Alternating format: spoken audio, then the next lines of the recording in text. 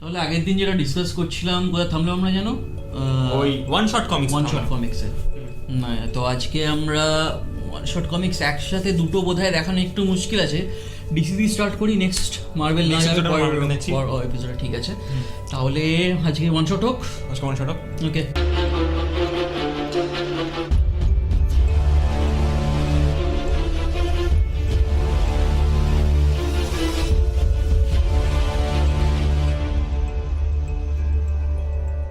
Hello guys, welcome to the second episode of Kothay Kothay comics.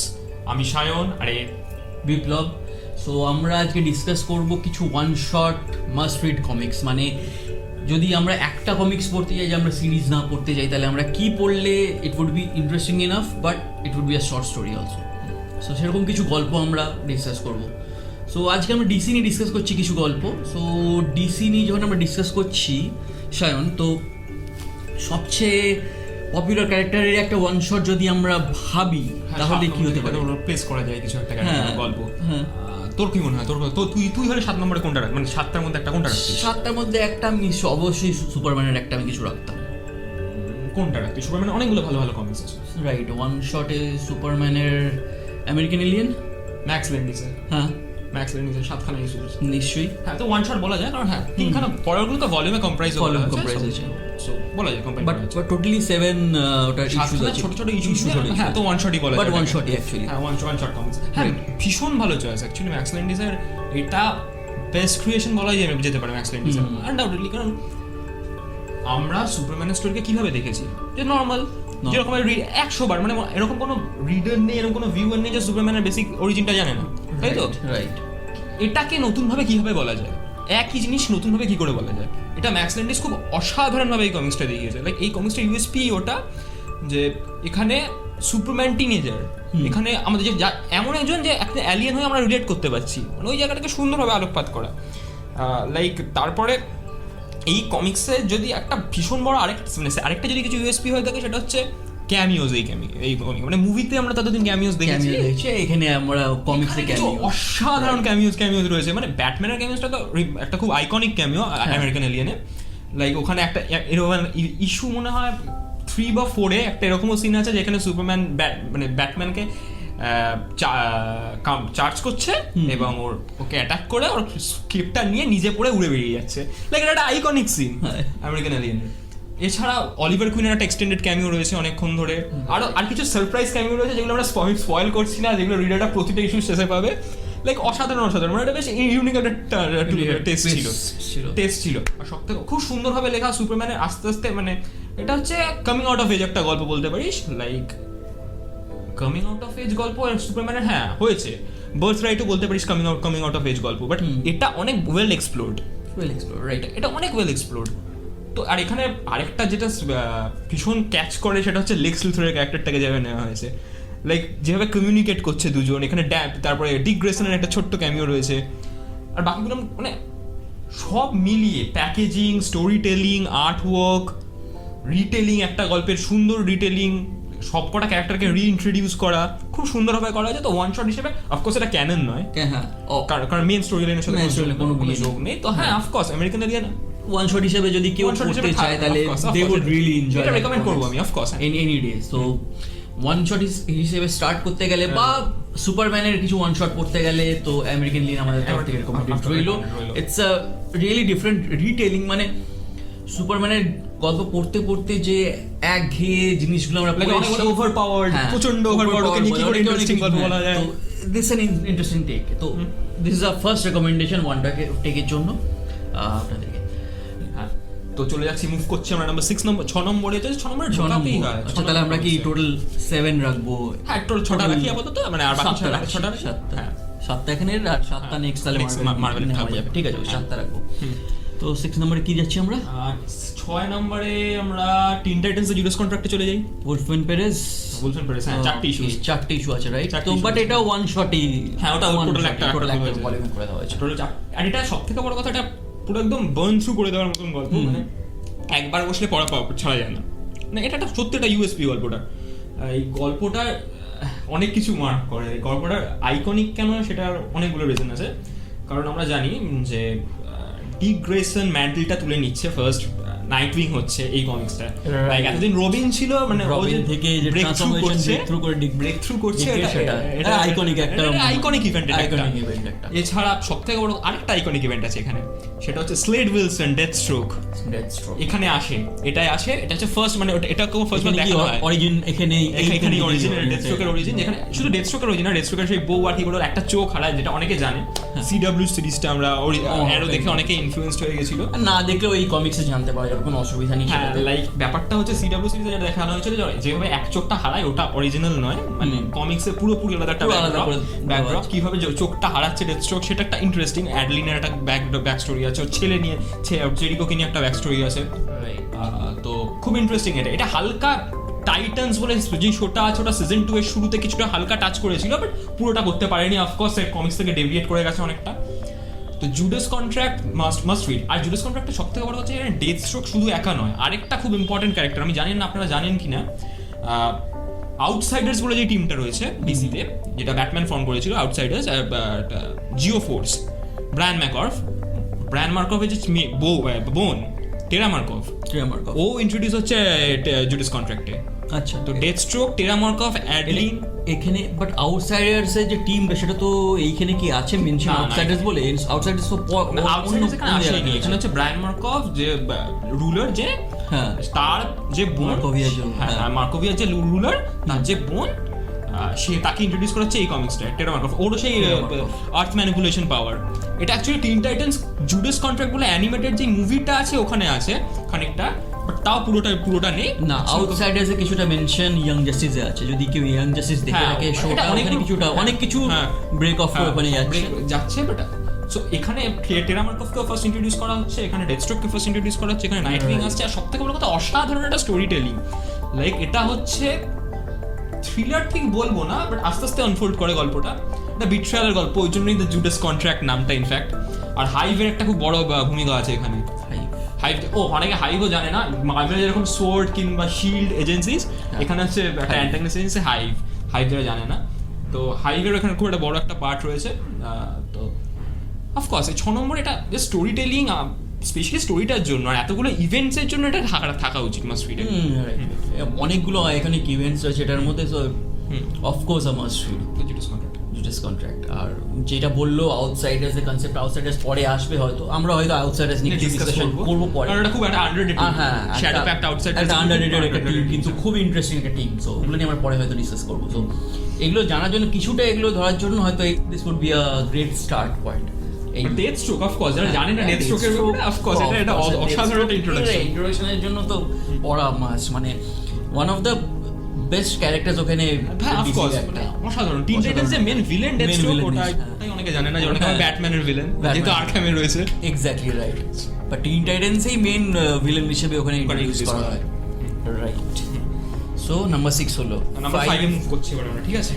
5 এ কি যেতে পারে? একটু ডার্কের দিকে যাই, কিছু ডিসি ডার্কের দিকে। আরে না, এক্ষুনি আবার স্লেড উইলসন এসে বলে যাবে হোয়াই সো ডার্ক, বলাই যায় না। ওয়েড উইলসন চলে আসতে পারে এখানে, বললো ডেডপুল আচমকা ক্যামিও করে দিয়ে বললো হোয়াই সো ডার্ক, বাট সেটার জন্য ইউএসপি সেটাকে তো ক্রেডিট দিতেই হবে। ডিসি ডার্ক একটা ইউএসপি এটাকে তো ক্রেডিট দিতেই হবে। আর আমরা এটাকে এমব্রেস করে অনেকে, মানে যারা কমিক রিডার্স তারা এমব্রেস করে। মার্ভেলকে যেরকম ফ্লাইং কালার্স দিয়ে এমব্রেস করা হয়, ওরকম ডিসি কে ডার্ক টোনটাকে দিয়ে এমব্রেস করা হয়। আই হোপ যেটা মুভিজও যদি করতো, এটা আলাদা একটা জনারে আমরা এখন ডিসি নিয়ে আমরা কথাই বলতে চাই না। we are a bit disappointed. তো যেটা বলছিলাম, আমাদের মুভ অন টু দ্য মানে ফিফথ এ ডিসি ডার্কের 5 নম্বর কি যেতে? Identity crisis. That's a good choice, ভীষণ ভালো। Identity crisis, I guess identity crisis একটা প্রচুর টাইমস নেওয়া একটা কমিক্স, বাট আমি বলবো, আমি রেকমেন্ড করবো যে 7টা যে মেন ইস্যু সেইটা পড়লেই গল্পটা মোটামুটি বুঝে নেওয়া যায়। লাইক ওটাও একটা সিঙ্গেল কম্পাইলড এডিশন রয়েছে আইডেন্টি ক্রাইসিসের, বাট ওটার জন্য ওই টাইমস গুলো পড়তে হবে না, নর্মাল বই হিসেবে পড়লেই নর্মাল মানে এনাফ হয়ে যাবে। ওয়ান শট হিসেবে it can go as an one shot. So identity crisis আজকে ব্র্যাড মেলচার আর মাইকেল বেয়ার মাইকেল বেয়ারের লেখা, চারটে ইস্যুর কমিক্স, চারটে issue comics, right. Identity crisis, like identity ক্রাইসিসের ইউএসপি আছে, মানে একটা ইউএসপি নেই। সবথেকে বড় কথা প্রথমেই বলে রাখি, এটা কেউ যদি কোনো কমিক ফ্যান্স থাকে তারা ঝাঁটা জুতো নিয়ে মাত্র তারা কোনো আইডেন্টি ক্রাইসিস মেনশন করা হয়েছে বলে, কারণ অনেক কিছু প্রচুর মতামত আছে, কন্ট্রোভার্সিজ রয়েছে, অনেকগুলো কন্ট্রোভার্সি রয়েছে যে আমরা হিরোদের এইভাবে দেখতে চাইনি, এই ডার্ক এরকমভাবে এক্সপ্লোর হলো, একটা খুব ডার্ক টপিক সেটা নিয়ে এক্সপ্লোর করা হয়েছে। ডার্ক টপিকটা বলেই দিচ্ছি কি, রেপ এক্সপ্লোর করা হয়েছে, কেন করা হলো, এই সাইডটার তো বাচ্চারা পড়ে, প্রচুর অনেক রকম কন্ট্রোভার্সিজ হয়েছিল আসার পরে। বাট আমার মতে if you are writing a story, if you are writing in fact comics, creative freedom একটা আমার থাকা উচিত। ব্যাপারটা হচ্ছে আইডেন্টি ক্রাইসিস কারণ বাচ্চাদের জন্য পড়তেও বলেনি, ওটা যথেষ্ট অ্যাডাল্ট রেটেড একটি কমিক্স।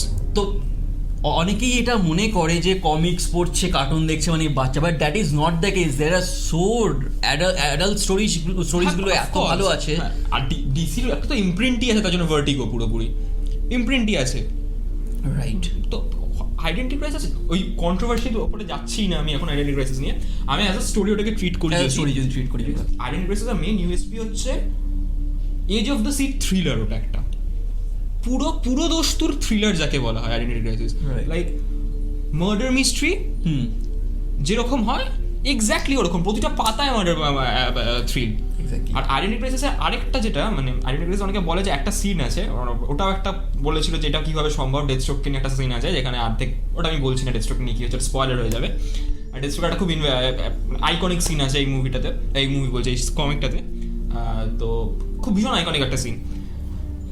ওইটাতে আমি যদি না যাই তাহলে আইডেন্টি ক্রাইসিসের আমি কথা মানে থ্রিল তো প্রতিটা পাতায় রয়েছে, এছাড়া ক্যারেক্টার ডেভেলপমেন্ট, আন্ডাররেটেড ক্যারেক্টারসদের যেভাবে ডেভেলপ করা হয়েছে, মানে ফ্লেশ আউট যেভাবে করা হয়েছে।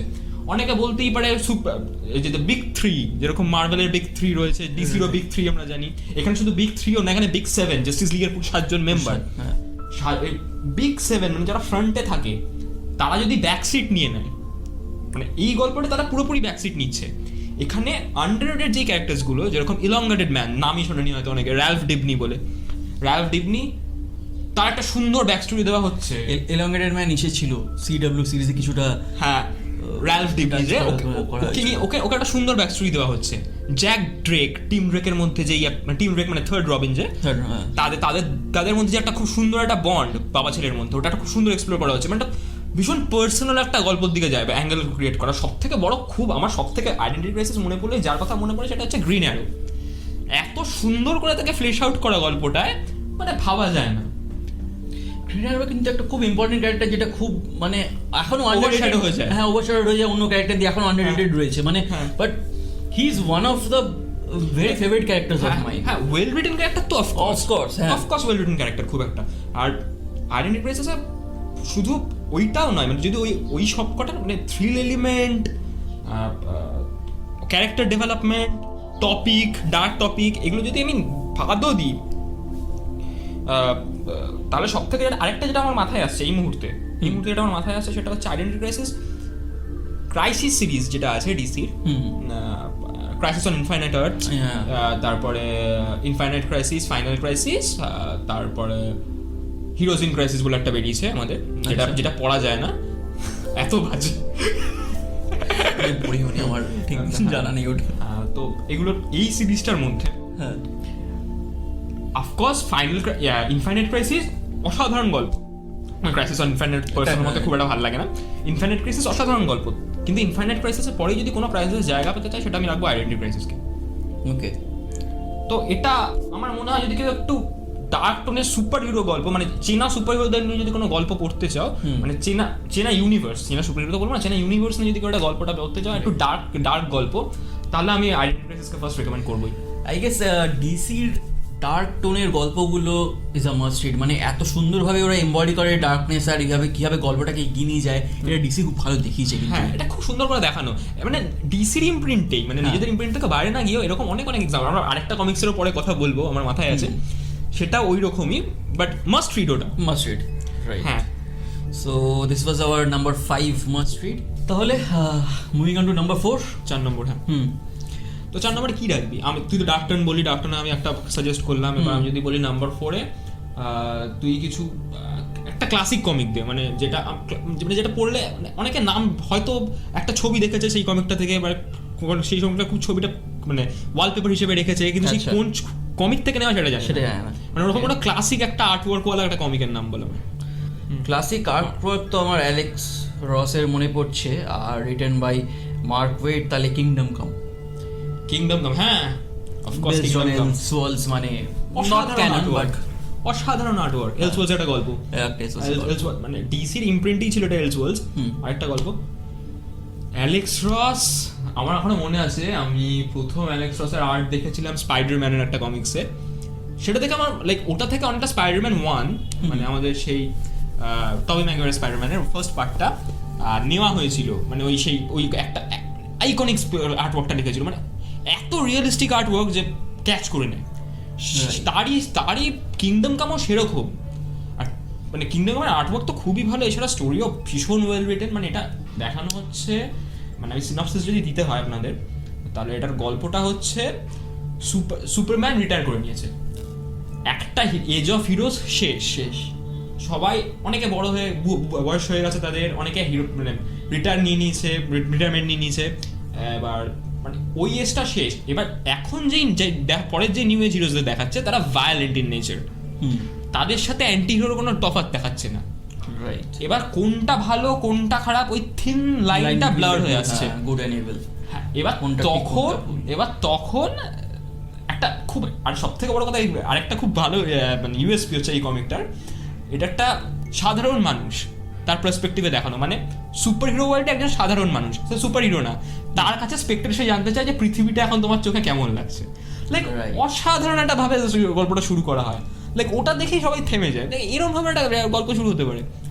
স্পেক্টর বলতে ডিসি স্পিরিট অফ ভেঞ্জেন্স, এটা এখন বোঝাতে হবে কি। তো এবার তার দৃষ্টিভঙ্গি দিয়ে আমরা পুরো কমিক্সটা দেখতে পাই। এবার সেখানে দাঁড়িয়ে বড় বড় super hero, wonder woman, Diana কেন হয়েছে, আর সুপারম্যান কেন হয়েছে, সবার বয়স হয়ে গেছে, বাট সবাই আসছে, আবার যারা ছেড়ে দিয়েছিল তারা আবার ফিরে আসছে জাস্ট ওই টার্মোয়েলটাকে সামলাতে। লাইক অসাধারণভাবে লেখা, অসাধারণ আর্টওয়ার্ক, আর ওয়ান অফ দ্য বেস্ট তো অফকোর্স 100বার। অনেকেই স্পেক্টর না, স্পেক্টরের কোনো রেফারেন্স কি আমরা এই কোনো শোয়ে দেওয়া হয়েছে? স্পেক্টরের রেফারেন্স আমার তো মনে হয় না, কিছুতে নেই স্পেক্টর। ইনফ্যাক্ট অব্দি আছে, মোবিয়াস অব্দি আছে ইয়াং জাস্টিসে, বাট স্পেক্টর আমার মনে হয় অ্যানিমেটেডেও খুব নেই, কারণ আমার যেখানে মনে আছে অ্যানিমেটেডে জাস্ট যেটা সব থেকে বেশি স্পেক্টরের কাছে হওয়ার কথা ছিল সেটা হেল টু পে, যেটা অ্যানিমেটেড মুভি করা হয়েছে, সেটাকে স্পেক্টরের পুরো অ্যাঙ্গেলটা বাদ দিয়ে দেওয়া হয়েছে। স্পেক্টর কোথাও একটা প্রমিনেন্ট নেই, কিছুতেই নেই, বাট আসলে বোঝা যাবে যে কেমন কত পাওয়ারফুল একটা খুব ইম্পর্টেন্ট একটা ক্যারেক্টার, খুব ইম্পর্টেন্ট, খুব ভীষণ ইম্পর্টেন্ট একটা ক্যারেক্টার। সো যাই হোক, সো কিংডম কাম আমরা নাম্বার 4 এ রাখতেই পারি মাস্ট। হ্যাঁ, আর শুধু আর্টওয়ার্কের জন্য না, গল্পটাও অসাধারণ।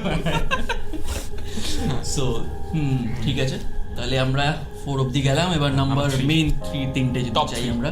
আচ্ছা, নাম্বার 1 এ কিন্তু আমরা একসাথে নামটা বলবো, দেখি তোর নাম্বার 1 একসাথে ম্যাচ করে কিনা। হ্যাঁ, এটা হতে পারে, ঠিক আছে। হ্যাঁ, তো নাম্বার 1 আমরা পরে আসবো। তো নাম্বার 1 এ পরে যাচ্ছি, নাম্বার টপ 3 এবার আমরা ঢুকছি।